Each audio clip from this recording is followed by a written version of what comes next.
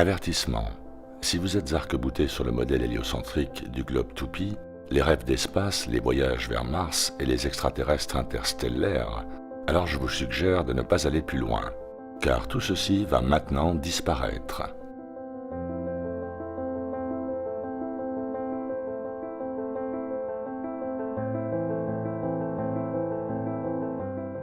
Nous vous avons montré les trajets aériens.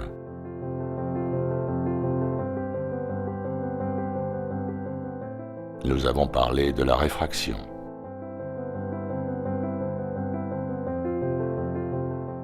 Des ingénieurs, des géomètres et des pilotes ont témoigné. Nous avons observé la construction des ponts.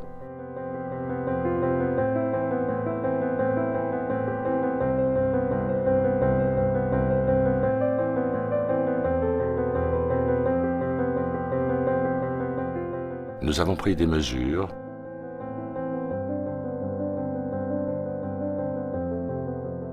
Et fait d'innombrables calculs. Nous avons examiné l'atmosphère.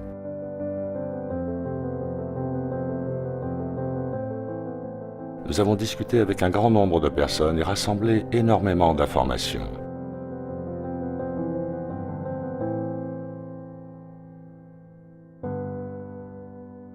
Nous avons longuement parlé des mirages.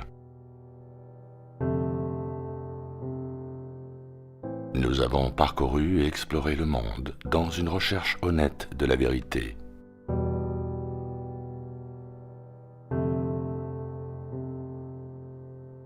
Nous avons abordé le sujet des bateaux sur l'horizon, observé les villes au lointain.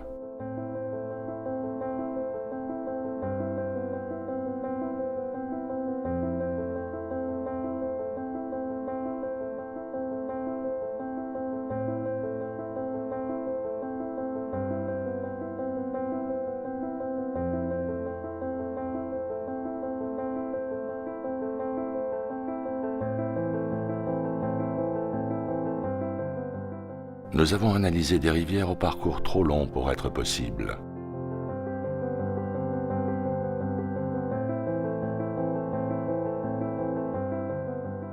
Nous avons réalisé des expériences.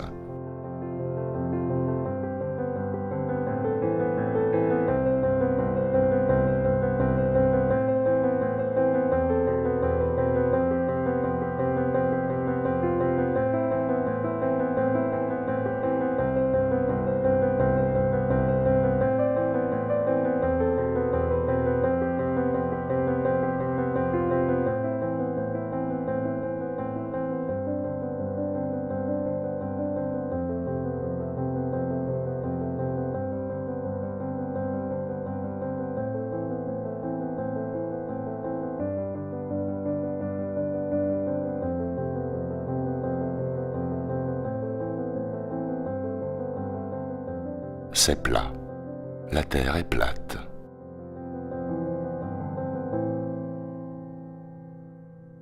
On vous a montré des milliers de kilomètres de terre plate sous tous les angles.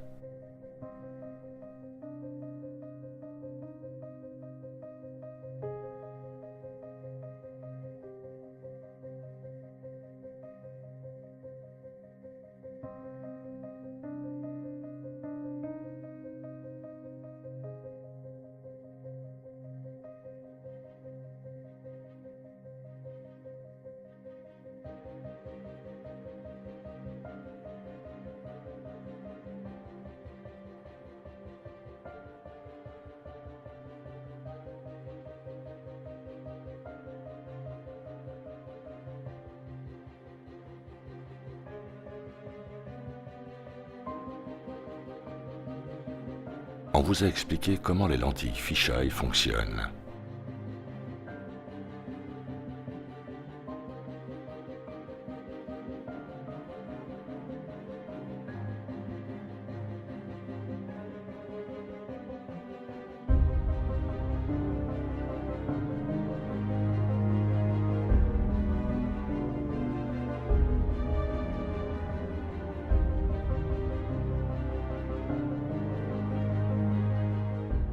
on a lancé nos propres fusées.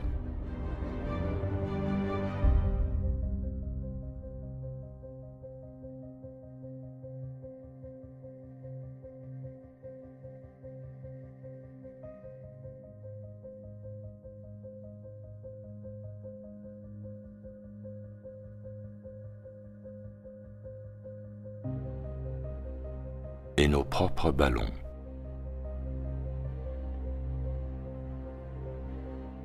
Nous vous avons présenté les hotspots du Soleil.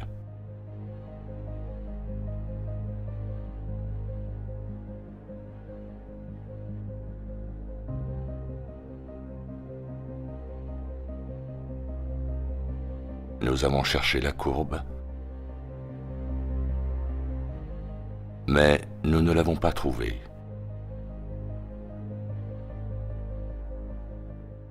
Nous vous avons montré que les satellites n'étaient pas réels.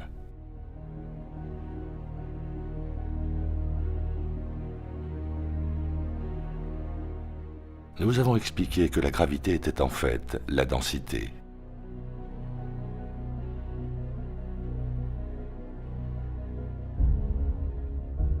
Et prouvé que la combustion et la poussée étaient impossibles dans le vide.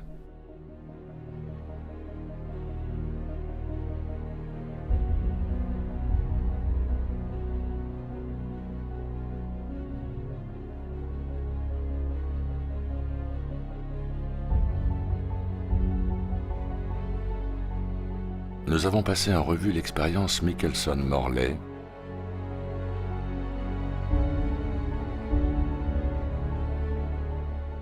et révélé la fraude qui a pour nom Einstein.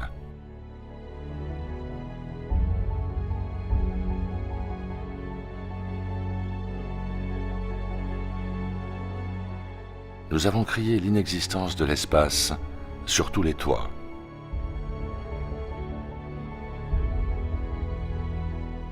Nous vous avons montré le mur de glace.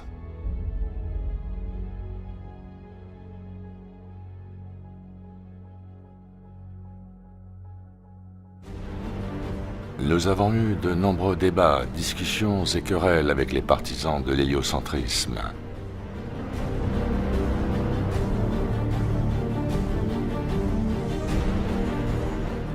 Nous avons exposé le foutage de gueule de la NASA.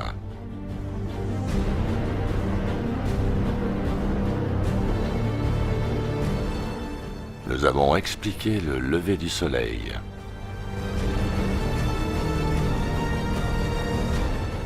Nous avons mis Polaris en time-lapse. Nous avons créé des modèles pour mieux visualiser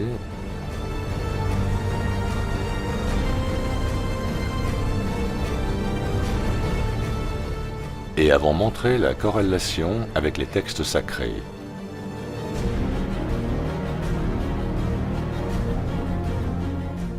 Mais rien de tout ceci ne semblait compter.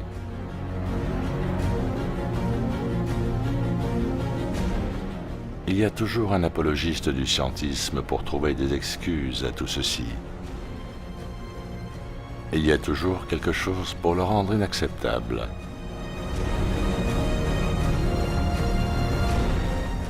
Il y a toujours un héros pour nous insulter. On nous propose une comédie au lieu de preuves. On nous montre des programmes ridicules. Ressemblant plus à un culte qu'à de la science.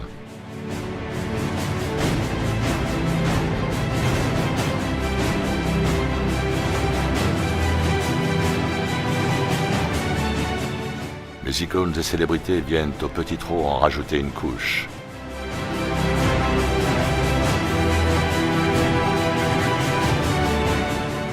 On a un dessin animé comme preuve.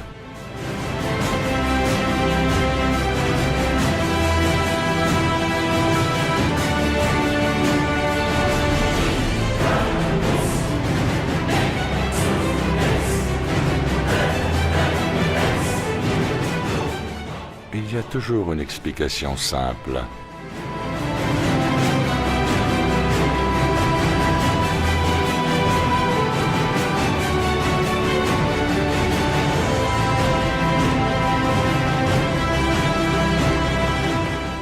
Nous ne sommes que des idiots qui manquons d'éducation.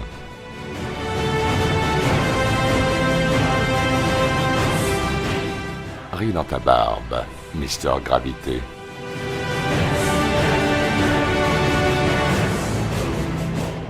Aujourd'hui, il y a une technologie que je veux partager avec vous et qui peut clore le débat une fois pour toutes.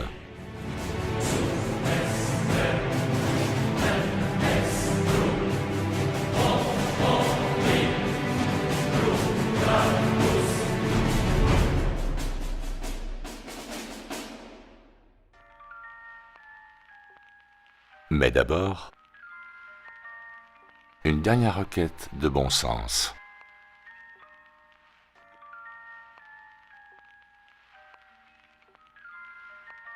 Pourquoi ceci n'est-il pas suffisant? Je veux dire qu'on est tous capables d'observer comment les fluides s'équilibrent à l'horizontale, ce qui ne dépend d'aucune échelle.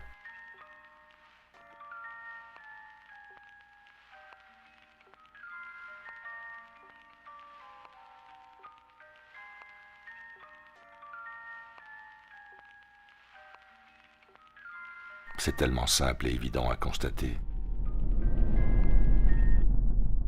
Ok, commençons.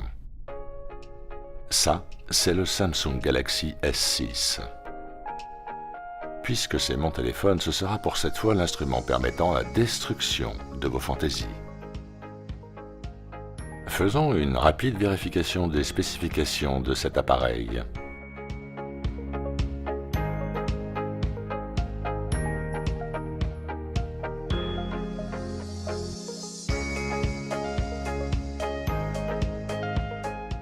Les capteurs, l'empreinte montée en façade, l'accéléromètre, le gyro, la proximité, le compas, le baromètre, le rythme cardiaque et le niveau d'oxygène dans le sang. Ok, donc pas mal.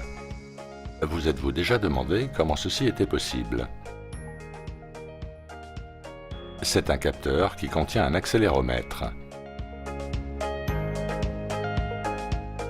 Regardons un extrait technique.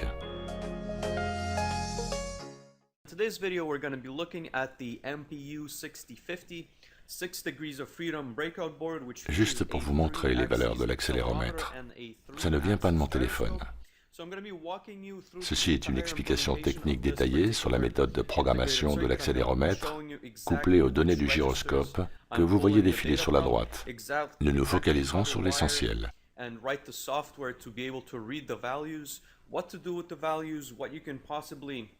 Modify in the program to kind of get something relevant more than just the pure raw data of the accelerometer and the gyroscope. And as a very quick demonstration of the data that's currently being sent back to the Arduino serial port, you can look on your screen right now, and as you can see, you have the gyro readings in the G's as well as the accelerometer readings in G's. So let's take a look. Tout d'abord, le gyroscope détecte la vitesse de rotation au-dessus d'un certain axe. Imaginez ici l'axe Z comme passant au travers de la table. Si vous regardez l'écran de droite, vous voyez l'axe Z à un peu plus de 0 degré. Et quand je tourne le gyro, vous voyez les valeurs décroître, car je le fais dans le sens des aiguilles d'une montre. Si je vais dans l'autre sens, les valeurs vont augmenter jusqu'à l'arrêt. Pour ce qui est de l'accéléromètre, les valeurs que l'on voit représentent l'impact de la force G terrestre, ce qui n'est pas la gravité, mais nous y reviendrons plus tard. Nous avons donc un G vers le bas, sur l'axe Z. Si je bascule le module sur son axe Y, vous pouvez constater que la force se répartit uniformément sur les axes Y et Z. Les chiffres de l'axe Z sont intéressants. La dispute. Ha ha ha, idiot, l'accéléromètre prouve la gravité. Vraiment? Continuons. Comment, dans un smartphone, l'application du niveau à bulle fonctionne-t-elle? Bien, elle utilise l'accéléromètre de l'appareil. L'application gratuite Bubble Level est celle qu'il vous faut. Son utilisation de l'accéléromètre de l'iPhone est impressionnante. Comment l'utiliser comme détecteur de la position de l'écran? Bubble Level, une application Microsoft, est un exemple simple démontrant comment le Windows Phone utilise les capteurs de l'accéléromètre. Beaucoup d'applications de ce genre existent et fonctionnent toutes de la même manière, interprétant les données de l'accéléromètre. L'application doit être soit préprogrammée avec les mesures indiquant un plan parfaitement horizontal, le niveau, ou vertical, le fil à plomb. Ou alors ces mesures doivent être calibrées avant de pouvoir en lire les données, ce qui signifie que vous considérez dès le départ qu'au moins un plan est à l'horizontale. Les smartphones et autres technologies mobiles déterminent leur orientation par le biais de l'accéléromètre, un petit module composé d'un capteur de mouvement axial. Quelle différence entre un accéléromètre et un gyroscope? La principale différence entre ces deux appareils est simple. L'un peut capter la rotation alors que l'autre ne le peut pas. D'une certaine manière, l'accéléromètre peut évaluer l'orientation d'un objet stationnaire par rapport à la surface de la Terre. L'utilisation dans la vraie vie illustre le mieux les différences de ces deux capteurs. L'accéléromètre est employé pour déterminer l'accélération, bien qu'un accéléromètre à 3 axes pourrait juger de la position d'un objet par rapport à la surface de la Terre. Cependant, une fois que l'objet commence à bouger, ces données deviennent plus complexes à interpréter. L'interface de programmation de l'application utilise plusieurs capteurs pour séparer le vecteur gravité de l'accélération de l'objet et permet de facilement déterminer son attitude en termes d'embardée, de hauteur et de roulement. Quand l'appareil est au repos, donc pas en accélération, l'accéléromètre retourne une magnitude de gravité égale à 9,81 mètres divisé par la vitesse au carré. De même, quand l'appareil est en chute libre, c'est-à-dire accélérant dangereusement vers le sol à 9,81 mètres divisé par la vitesse au carré, son accéléromètre retourne une valeur de 0 mètre divisé par la vitesse au carré. Il devrait être évident que pour mesurer la véritable accélération de l'appareil, l'impact de la force de la gravité doit être éliminé. Pour cela, un filtre passe-haut doit être appliqué. A l'inverse, un filtre passe-bas peut être utilisé pour isoler la force de gravité. Le capteur d'accélération linéaire est un vecteur en 3 dimensions, indiquant l'accélération sur chacun des 3 axes de l'appareil en excluant la gravité. Toutes les valeurs sont le produit de la formule mètre divisé par la vitesse au carré. Le système de coordonnées est identique à celui qu'utilise le capteur d'accélération. Le vecteur de rotation représente lui l'orientation de l'appareil comme le résultat de la combinaison angle-axe exprimant la rotation de celui-ci autour d'un axe x, y ou z selon un angle quelconque. Les 3 éléments du vecteur de rotation sont calculés de sorte que son amplitude soit égale au sinus de l'angle divisé par 2 et que sa direction soit égale à celle de son axe. Nous avons là une formule trigonométrique de calcul des 3 éléments du vecteur de rotation. Ceux-ci sont indépendants des unités de mesure. Les axes x, y et z sont définis de la même manière que ceux du capteur d'accélération. Les références du système de coordonnées sont calculées comme une base orthonormale directe, où x est défini comme le vecteur produit de yz pointant vers l'est, où y est tangentiel au sol et pointe vers le nord, et où z pointe vers le ciel perpendiculairement au sol. Ouf. Bon, 2 minutes les amis, j'ai besoin d'un petit café.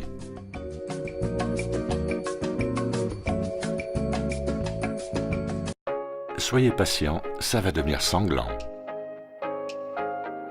Personne ne me fait saigner mon propre sang. Personne. Question.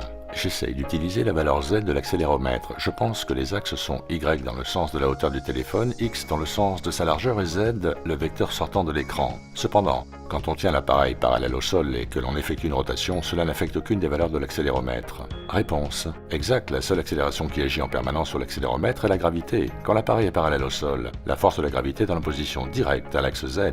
Par conséquent, la valeur -1 devrait apparaître, alors que les axes Z et Y devraient retourner 0. Mettre l'appareil en position légèrement verticale fera déplacer la gravité de l'axe Z vers l'axe Y et vous devriez lire Y égale -1 et Z et X seront égales à 0 si vous le mettez complètement à la verticale. Peut-être que vous confondez l'accéléromètre avec le gyroscope. Un gyroscope peut détecter les rotations, alors que l'accéléromètre ne détecte que les forces appliquées sur l'appareil, en général des mouvements brefs. Réponse. Le problème que je rencontre est qu'il semble que le gyro ne fonctionne pas avec Android.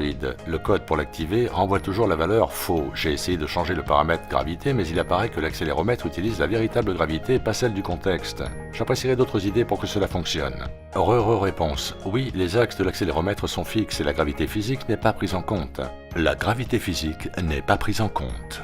Une connaissance de la gravité locale est exigée si l'on veut utiliser les aspects pratiques de l'accélération d'objets sur une surface terrestre, telle que pour un système de navigation inertielle. Cela peut être réalisé soit en calibrant l'appareil au repos, ou d'après un modèle de gravité reconnu, là où celui-ci se trouve approximativement.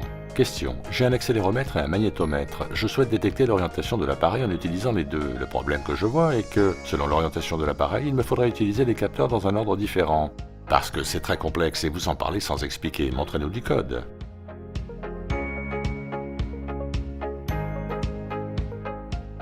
Pour être alignés correctement, les capteurs de l'accéléromètre doivent être posés sur une table à niveau plat.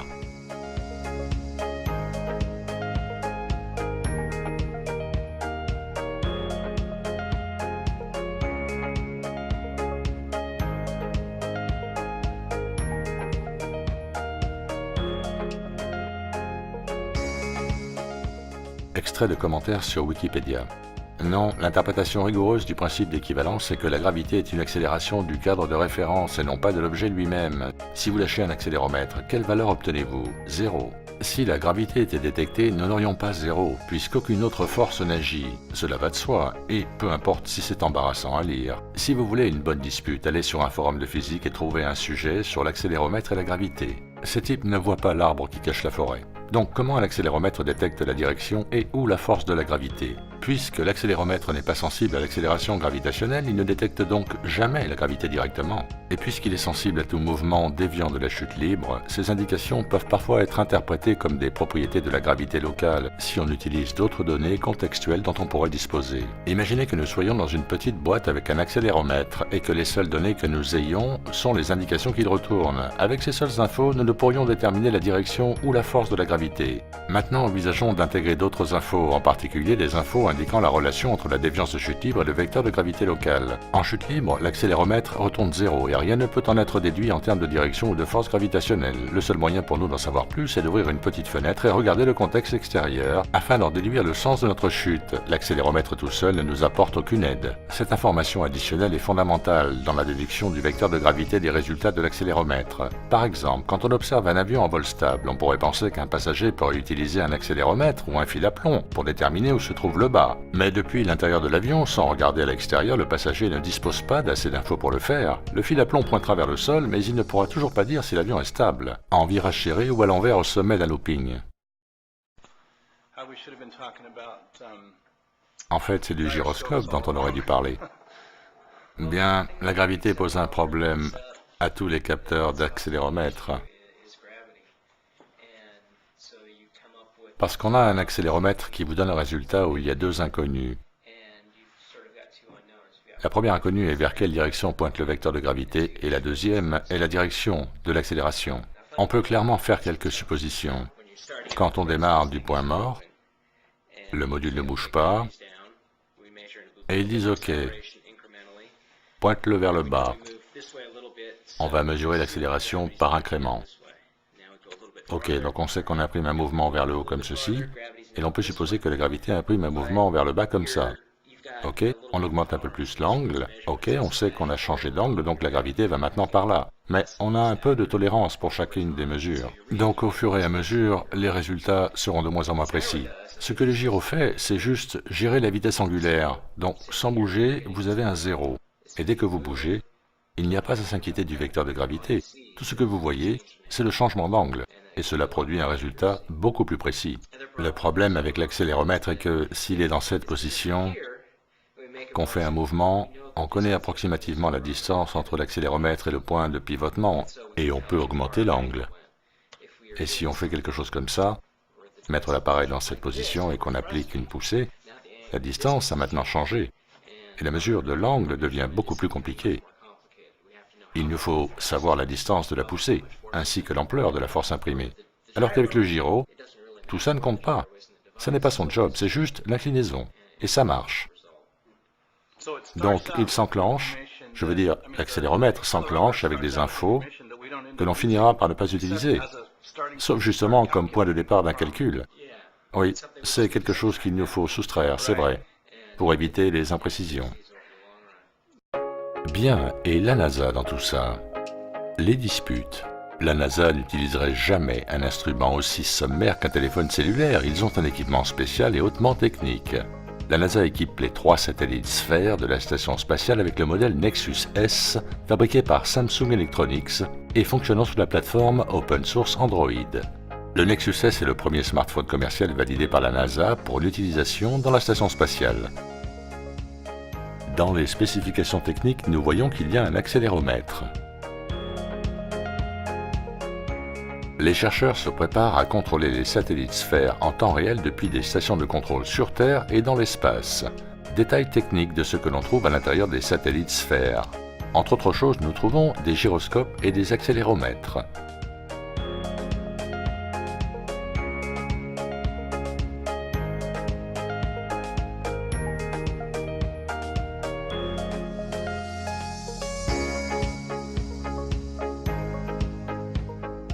Le Nexus S gère une application qui enregistre l'activité du gyroscope, de l'accéléromètre et du compas 3D.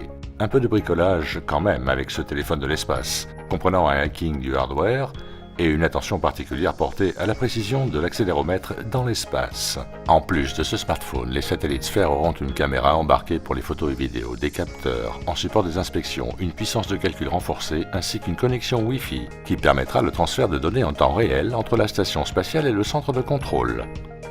Attends une seconde, quoi? La NASA utilise un smartphone en Wi-Fi entre l'ISS et le centre de contrôle?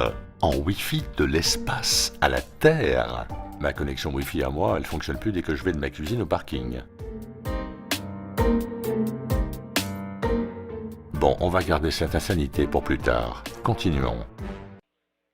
L'ISS est un endroit qui nous permet de réaliser de nombreux tests technologiques dans un environnement spatial où elles vont être utilisées. Laurie Meggs, membre du centre de gestion de l'intégration des charges utiles dans la station, située au Marshall Space Flight Center à Huntsville, s'est entretenu avec Chris Provencher, manager du projet au centre de recherche Ames. Il décrit comment son équipe au sol contrôle le vol des satellites robots sur la station au moyen d'un smartphone, similaire à ceux que nombre d'entre nous utilisons chaque jour.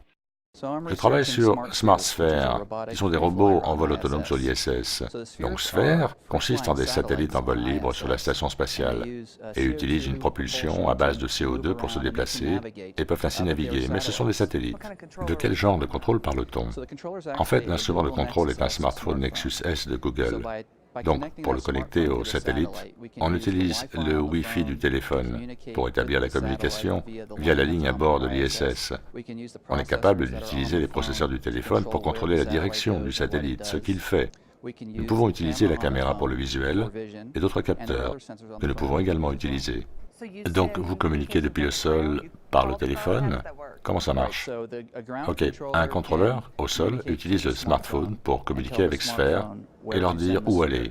C'est comme ça que nous gérons leur déplacement.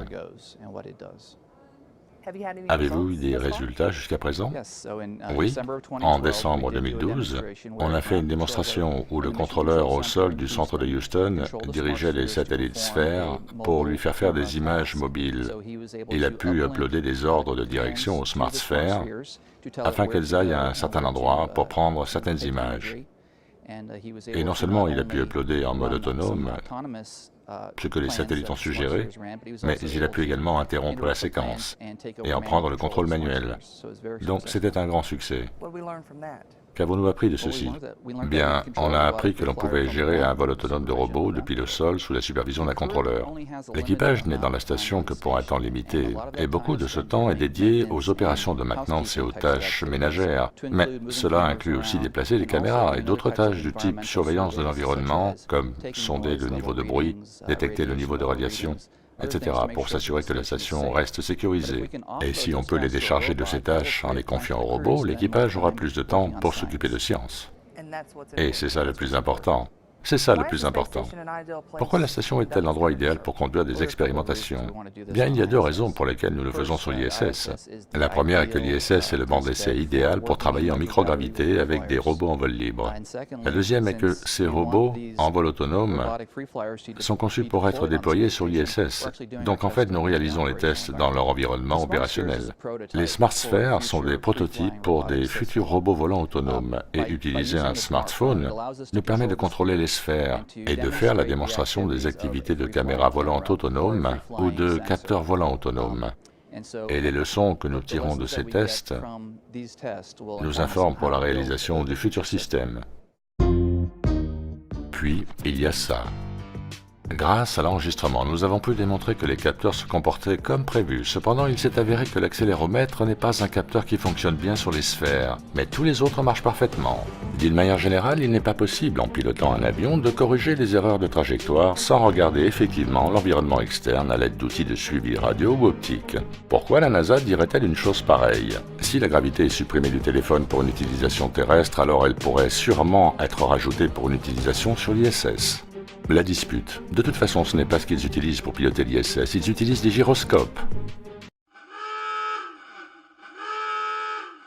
Attendez une minute. On a déjà prouvé que la Terre est plane par le fonctionnement des gyroscopes. Rappelez-vous le constat de rigidité dans l'espace et de rotation non détectée, longuement discuté et démontré. C'est la raison même de leur utilisation en navigation et pourquoi ils fonctionnent.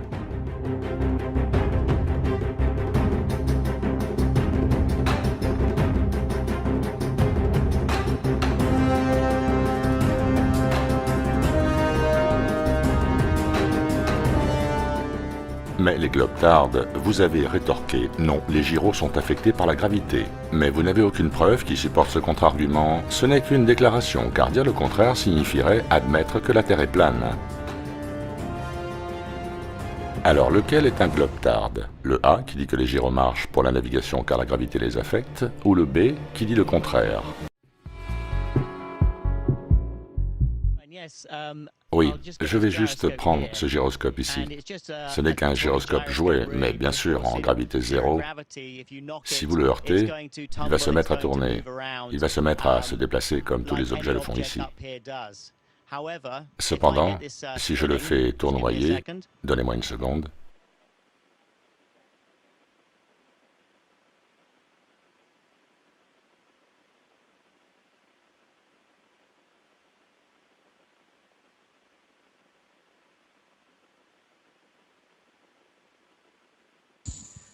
Donc, quand le gyroscope tournoie, il devient stable, et peu importe si je le heurte, il ne changera pas son plan, il restera sur le même plan. Je peux le mettre physiquement sur un plan différent et le heurter à nouveau, mais il gardera le même plan. Il est très stable. Donc cela vous montre comment nous utilisons la stabilisation du gyro par le mouvement rotatif pour contrôler l'ISS. La dispute. Vous ne comprenez rien à la gravité. Si par ne rien comprendre à la gravité, vous parlez des équations et concepts théoriques mis en avant pour expliquer cette force mythique, magique, exigée par le modèle héliocentrique, pour que celui-ci ait une quelconque chance d'exister, je pense l'avoir plutôt bien saisi. Si par contre, comprendre la gravité veut dire l'adoption dogmatique d'un concept fabriqué, ne produisant qu'un paradoxe absurde auquel on ne peut pas répondre, alors vous avez raison, je ne comprends rien. Demandons un deuxième avis. Hi, je suis Brian Mullen. C'est Balls of Physics, épisode 2, la constante gravitationnelle. Quand je me suis confronté la première fois à la théorie de la Terre plate, j'ai pensé que je pourrais la mettre à bas immédiatement, mais le problème est que je n'ai pas pu. J'ai réalisé que des arguments très valides étaient abordés par la communauté de la Terre plate, et c'est la raison pour laquelle j'ai commencé cette série, parce que j'ai vraiment besoin d'aide là. Je ne peux pas l'expliquer. Vous savez, et j'ai une formation en physique assez solide. J'avais spécialité physique durant mes études secondaires et j'ai pris pas mal de cours pour avoir mon diplôme. Peut-être que je passe à côté de quelque chose ou peut-être pas. Mais un de mes dictons favoris à propos de l'ingénierie est que l'on apprend 10 fois plus de ses erreurs que de ses réussites. C'est ce qu'on dit toujours aux ingénieurs. C'est ce qu'ils m'ont dit. Ne t'inquiète pas de faire des erreurs, ne t'inquiète pas d'avoir tort, car lorsque tu te trompes, lorsque tu fais des erreurs, tu veux comprendre pourquoi. Et au cours de ce processus, tu en apprends des tonnes. Donc n'ayez jamais peur de vous tromper, car vous allez apprendre. Il n'existe et il n'a jamais existé personne sur cette terre qui soit tout le temps dans le vrai. Ça ne s'est jamais passé, ça ne se passera jamais. Donc acceptez-le et apprenez. Ok, cet épisode est principalement consacré à la gravité, plus précisément à la constante gravitationnelle dans l'équation gravité. Pour pouvoir le faire, il nous faut commencer avec quelques rudiments de la physique.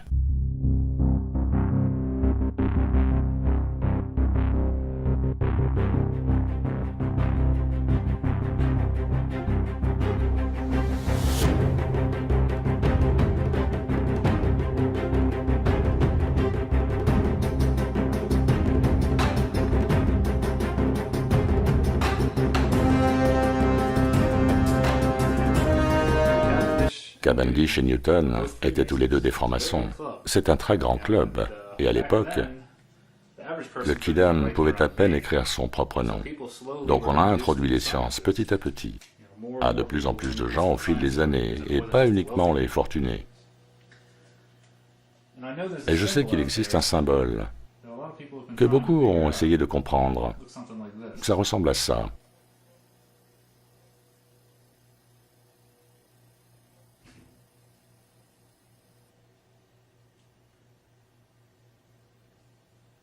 Ça vous dit quelque chose?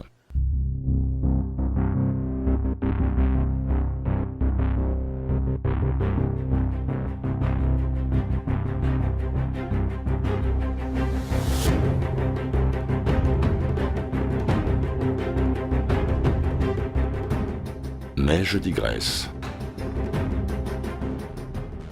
Cet engin ne sait pas où le bas se trouve.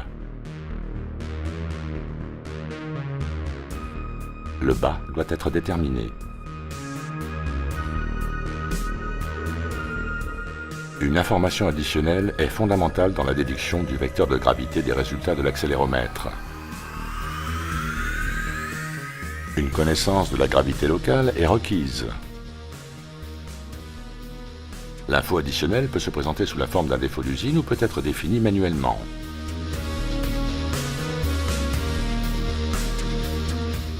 Donc, quelle utilité? Je suis dans un avion effectuant un virage sans l'info additionnelle, c'est-à-dire sans regarder par le hublot. Et je calibre cette application d'un niveau à bulle considérant le plancher de l'avion comme étant le bas. Quand je reviens sur la terre ferme, mon niveau est faux.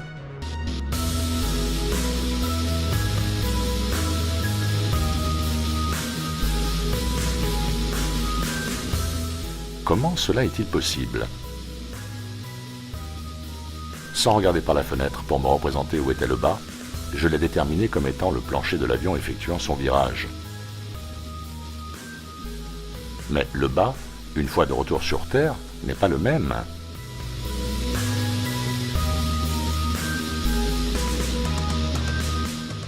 Finissez-vous par comprendre? I don't get this at all. I thought low pan... Shut up, Mr. Burton. You are not brought upon this world to get it. Si je calibre le bas alors que je suis là,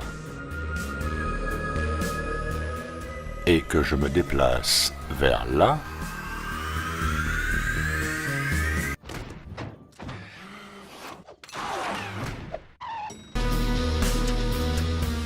mon niveau à bulle devrait se tromper.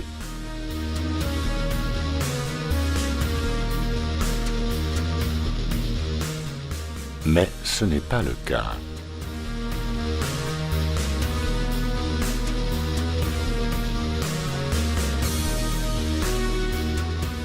Il n'y a qu'une explication possible.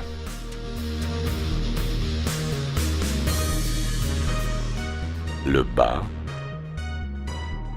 est le même aux deux endroits.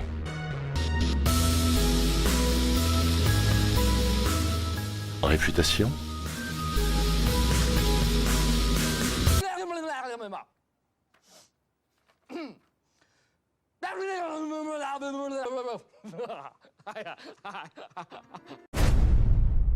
C'est terminé. La Terre est plate. Et maintenant, chaque possesseur de smartphone peut le prouver à volonté.